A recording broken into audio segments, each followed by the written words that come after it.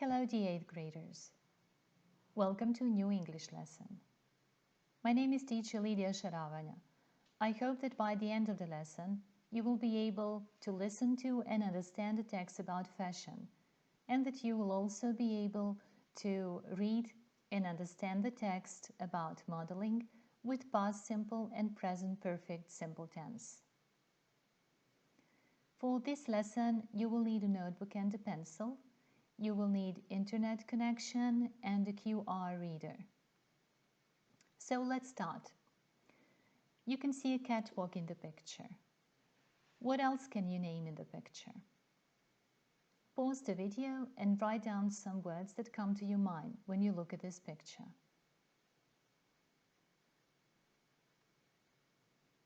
Let's look at some words together. So this is obviously a fashion show, and you can see a male model on a catwalk, or another expression for a catwalk is a runway. We can say that he's wearing a voguish clothes, which means that this clothes is in fashion at a particular time. The clothes look splashy, meaning that it is covered with patches of bright color. You might find it appealing, which would mean that you find it attractive or interesting. Around the catwalk, you can see auditorium. There are some people who are doing a photo shoot at each fashion event, and the models are at the spotlight. Do you know that there are many types of models? We are going to name some of them, but there are also many more. Fashion model is a model who works for fashion magazines. They should be beautiful, they should have a beautiful complexion, teeth, hair, and be very photogenic. Catwalk model have some extra requirements about their measures, about their height and weight. They should be very tall and slim. Child models are children who work as models for clothes industry, toy industry, etc. Mature models are not very young anymore. They are people who continue working as models even after a certain age. Plus-size models are not very thin. They usually wear sizes L, XL, etc. And they can also look very beautiful and work as models. Fitness models are people who take care of their health in a way that they take care of their nutrition and they practice a lot. They have toned bodies with muscles and they are lean, etc. And there are also parts models. Those are people who have very beautiful parts of the body, like hands models, feet models, ears models, hair models, etc. I would like you to guess what type of a model these two people are talking about. Has Lucy ever been skinny? Yes, she has. She was skinny when I first met her. So Lucy is a plus-size model. How long have you known my uncle? I've known him for 3 years. I first met him at the fashion show I was shooting in Milan. Uncle is a mature model. For how long has your sister been so famous? It happened when she started modeling for the Vogue. She has been on the most wanted list ever since. Her sister is a fashion model. Have you reached the measurements required for catwalks? Yes, I have, finally. I've always dreamed of walking down a runway. I signed a new contract last week. So they are obviously talking about being a catwalk model. You can go to this page now and do the crosswords, in which you will have to write the vocabulary that was mentioned in previous slides. You're going to watch a short video now about what it's like to be a model. Have you ever thought about it? What should models be like? What should they look like? Is everything glamorous about their world? Or is there a different side to this story? Let's watch the video. The main quality to become a model is the looks. He or she should be tall, slender, attractive or good looking. They should have perfect skin, good teeth, healthy and well-cut hair. These are the assets for those looking forward for a modeling career. Moreover, one should be photogenic. Being photogenic is one of the most important qualities for a model. Many designers believe their clothing looks better on skinnier models, so they send samples for catwalks and photo sessions that can only be worn by women who fit into a small size. When showing off their newest fashions, designers obviously want their outfits to look as beautiful as possible. In order for that to happen, the clothes need to flow, which happens naturally when they are placed on a tall, skinny frame. That is why most models come in such a small size. When the clothes are draped over a small frame in a store window, they look more appealing. With this in mind, the industry wants models who are mannequin-sized, which is not a healthy size for an actual human being.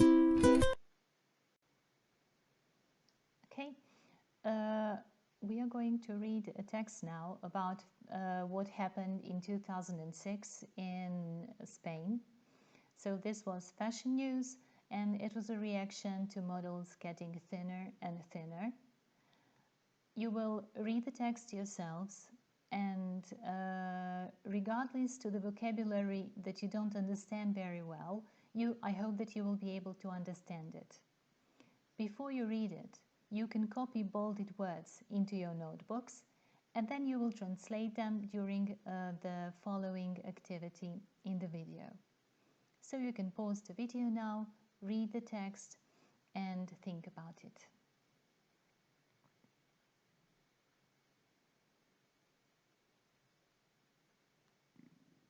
Okay, after you have read the text, you can play this vocabulary game.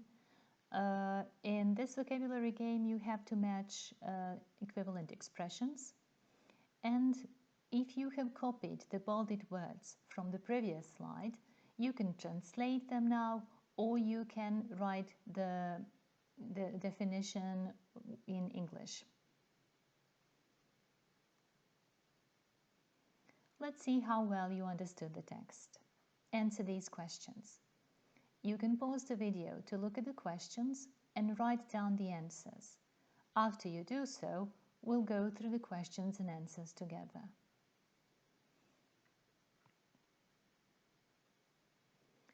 So the first question is, who has decided to take a stand against all wave thin models? The Spanish fashion industry has decided to take a stand against all wave thin models. What did medical associations and women's rights groups complain about? They complained about excessively thin models. What has the Association of Fashion Designers agreed on? They have agreed to use a calculation known as BMI. What is BMI? BMI is the body mass index, a calculation based on weight and height. When did the Association of Fashion Designers start turning away unhealthily skinny models?